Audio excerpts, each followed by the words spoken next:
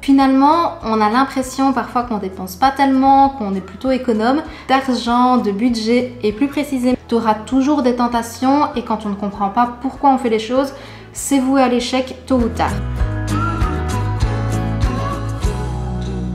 Bonjour et bienvenue dans cette toute nouvelle vidéo. Aujourd'hui, on va parler d'argent, de budget et plus précisément d'astuces pour enfin économiser. L'idée de cette vidéo m'est venue suite à l'écoute de nombreux podcasts de 2 sœurs en agenda que vous m'avez énormément envoyé sur Instagram en suggestion et avec raison parce que je suis complètement fan. Et même si la gestion du budget, la gestion de l'argent est un thème que j'aborde assez régulièrement sur la chaîne, j'essaye de le faire environ une fois par mois, je me rends compte que ce que je partage, ce sont des choses un petit peu plus personnelles. Donc je te montre des choses que je n'achète pas au magasin, comment je m'organise pour les courses. J'avais même partagé l'année passée tout mon budget qui était de salarié. Il va falloir que je le réactualise un petit peu maintenant que je suis auto-entrepreneur. Mais une chose que je n'ai jamais partagée vraiment sur la chaîne, ce sont des choses concrètes à mettre en place et qui finalement peuvent être adaptées à chacun, qu'on ait un petit, un moyen ou un grand revenu. La gestion de l'argent et de savoir économiser finalement est pour tout le monde parce que c'est pas parce qu'on a un grand revenu qu'on arrive forcément à économiser. En général, on a plutôt tendance à augmenter notre niveau de vie. Si tu as un petit revenu et que tu n'arrives pas à mettre de l'argent de côté, j'espère sincèrement pouvoir t'aider grâce à cette vidéo. Et c'est parti, on va commencer directement.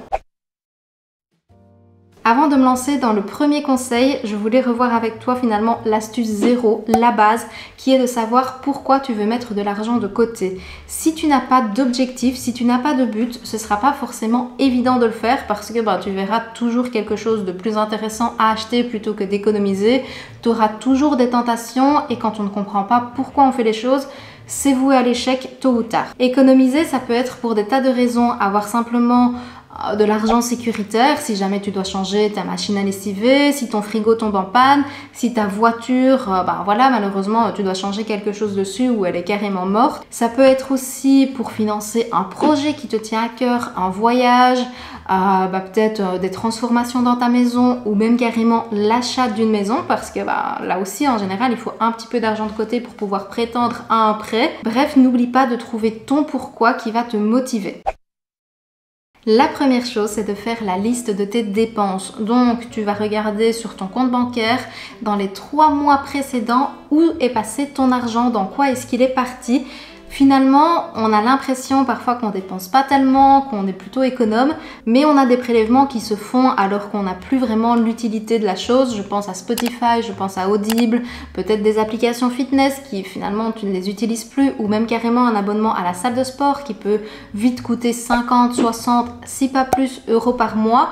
Et en fait, c'est de l'argent qui part et tu n'as pas vraiment l'utilité du service. Donc c'est littéralement de l'argent que tu mets à la poubelle. Tu peux aussi prendre conscience finalement d'où va ton argent. Tu as peut-être l'impression que tu vas pas si souvent que ça faire du shopping, mais quand tu regardes les montants que tu dépenses par mois, tu es à 200, 250 euros en vêtements ou en petites choses comme ça dont tu n'as pas forcément besoin. La première étape est de prendre conscience concrètement dans quoi part ton argent. Une fois que tu as listé tes dépenses, alors évidemment il y en a des plus indispensables que d'autres, tu as notamment ton loyer, tes charges, tout ce qui tourne autour de la voiture, si tu en as besoin d'une, il faut de l'essence, il faut l'assurance, tout ça regroupe finalement un montant que tu ne peux pas vraiment moduler, mais tu as aussi toute une autre somme de choses sur lesquelles on va pouvoir un petit peu travailler. Et c'est là d'ailleurs que tu vas déjà enlever les choses un petit peu superflues.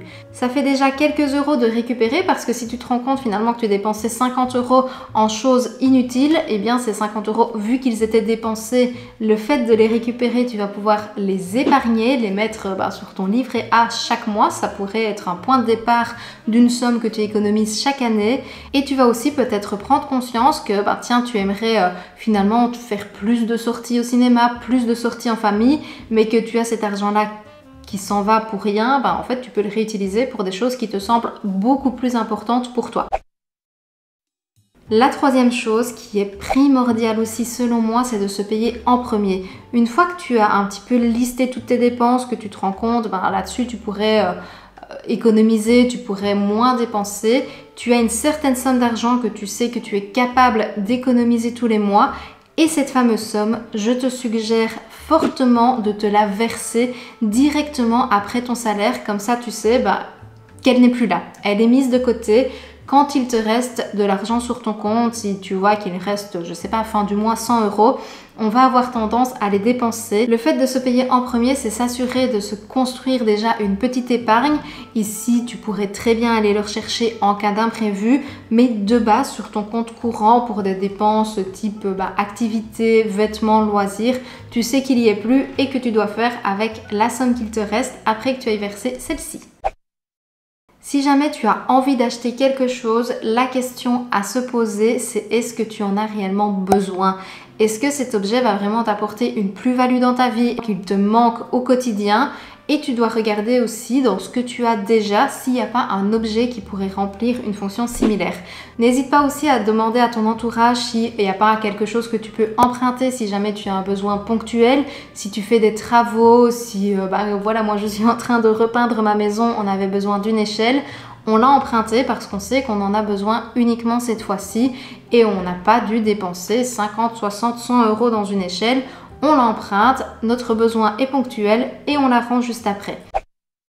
Tu as aussi pour tout ce qui est vêtements, électroménager, la solution du seconde main si tu en as réellement besoin. Regarde peut-être si ce n'est pas disponible sur Vinted, dans les magasins de seconde main. Il y en a de plus en plus maintenant même qui garantissent les électros jusqu'à 1 année, donc c'est plutôt safe. Ou même encore une fois dans ton entourage, s'il y a quelqu'un qui revend quelque chose dont justement tu as besoin, ça te coûtera quand même un petit peu moins cher. Et du coup, en parlant de besoins, n'hésite pas aussi à regarder ce que tu as pour faire le tri. Il y a probablement des choses que tu n'utilises pas, des choses que tu ne sais même plus que tu as et profites-en pour les revendre pour économiser cet argent.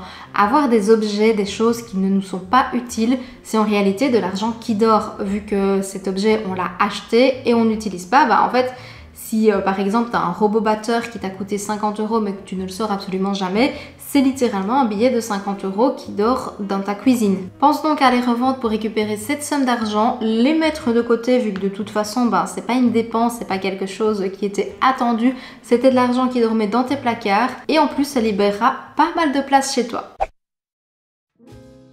Essaye aussi d'attendre avant d'effectuer ton achat. Parfois, on a l'impression qu'on a besoin, qu'on a une envie de quelque chose, mais quand on attend 1 semaine, 2 semaines, 3 semaines, eh bien ça nous passe ou on a trouvé une autre solution en attendant. Souvent, une envie d'achat est poussée par nos émotions du moment. Ça peut être pour une frustration, ça peut être pour nous faire plaisir, pour quelque chose, peu importe si on a passé une mauvaise journée. Si justement on a passé une bonne journée et qu'on a envie de se récompenser, le fait d'attendre avant d'acheter peut réellement nous éviter des choses inutiles, des dépenses inutiles qu'on va pouvoir mettre de côté également.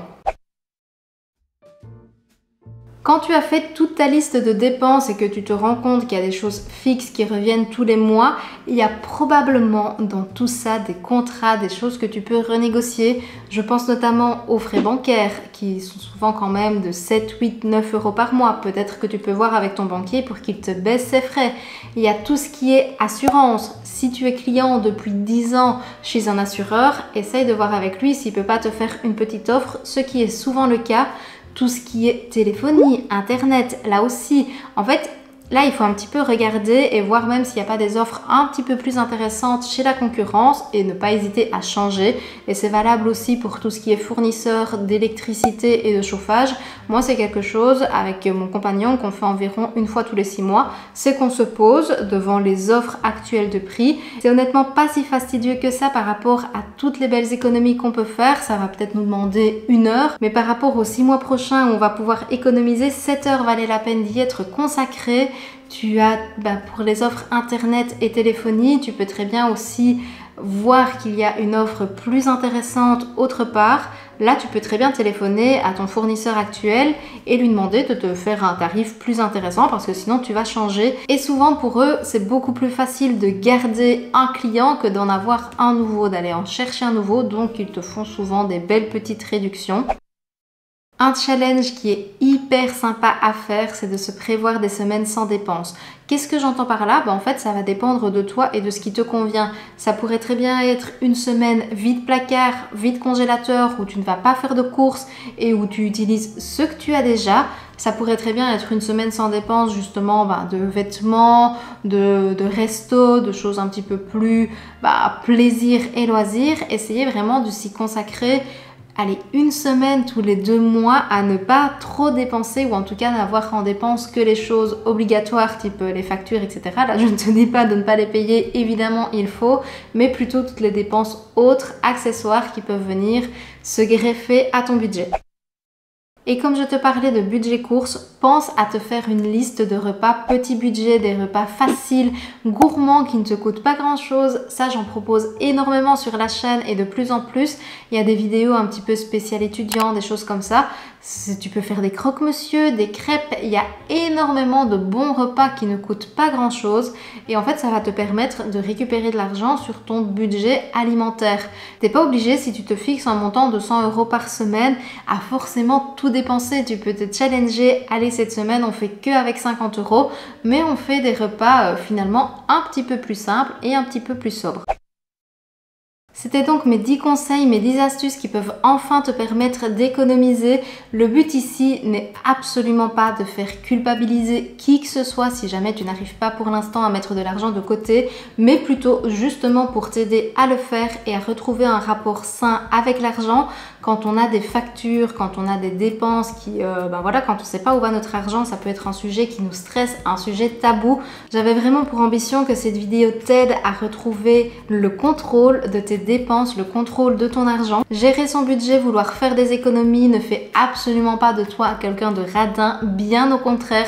C'est quand tu sais où va ton argent, quand tu maîtrises celui-ci, que tu arrives à économiser pour pouvoir offrir des choses, pour pouvoir permettre des choses avec ta famille, de belles vacances, des choses qui te semblent un petit peu plus inaccessibles d'habitude. Le fait de prendre le contrôle de tout ça te permettra finalement de savoir exactement dans quoi va ton argent et à le mettre dans ce qui te semble important. J'ai parlé notamment des courses, du resto. Si pour toi ce sont des choses importantes, il n'y a aucun mal à dépenser son argent dedans, c'est juste d'en avoir conscience et finalement de pouvoir économiser sur des choses qui te sont moins importantes pour pouvoir les mettre là-dedans. Bref, tu l'as compris, j'espère sincèrement que cette vidéo t'a aidé. Si c'est le cas, n'oublie pas de me laisser un petit pouce bleu, de mettre en commentaire tes astuces à toi, les choses que tu appliques pour pouvoir enfin économiser.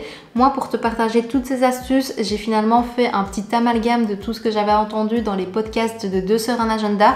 Je précise qu'elle ne sponsorise pas cette vidéo, mais comme d'habitude, quand j'aime et apprécie quelque chose, je le partage. Pense à t'abonner vu que je réalise assez souvent des vidéos sur le sujet et finalement même parfois des choses encore plus concrètes sous forme de challenge, de budget course. Notamment le dernier que j'avais fait était 20 € au Lidl et j'avais mangé pendant toute une semaine avec ça. J'avais proposé pas mal de repas et je pense que je vais continuer à le faire assez régulièrement. En plus de tout ce que je partage d'habitude et notamment mon budget qui va tomber très prochainement.